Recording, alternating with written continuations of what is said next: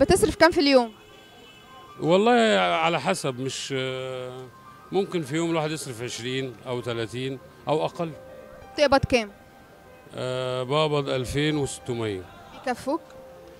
يعني أحيانا وأحيانا بتيجي ظروف بتطرق ظروف بتبقى الواحد محتاج فلوس زيادة. أنت متجوز؟ متجوز وعندي أولاد. وبتصرف عليهم من ال2000 جنيه ونص؟ يا هم يعني العملية ماشية الحمد لله رب العالمين يعني ما. انت عارف انا عاجبني فيك ان انت عندك حالة رضا كده ومبتسم ومكفي نفسك كده. الحمد لله رب العالمين. تصرف كام في اليوم؟ بالنسبة أنهي مصاريف؟ المصاريف اليومية العادية. هي الشخصية بتاعتي من 30 25. ولو للبيت؟ لو للبيت مثلا 100 جنيه في اليوم، 120. وبتقبض كام؟ بقبض 2100 جنيه. الراجل ده بيقبض اكتر منك. ما هو اقدم مني في الجامعه. اقدم مني. انا بهدي النفوس. طيب انت شايف ايه الحاجات اللي ممكن تستغنى عنها فما تشتريهاش؟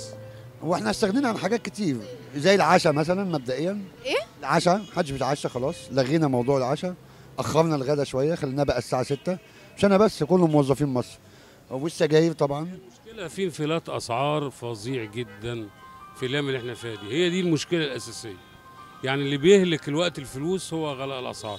يعني هل يعقل القوطه كيلو ب 10 جنيه؟ ده كلام ما ينفعش. فهو مشكله. حتى الدولار لما نزل في الاسبوعين اللي فاتوا برضه الاسعار ثابته هي برضه على ارتفاع. طبعا التجار ده يعني التجار عندهم جشع بصوره رهيبه جدا يعني حتى وده برضه البعدين عن الدين.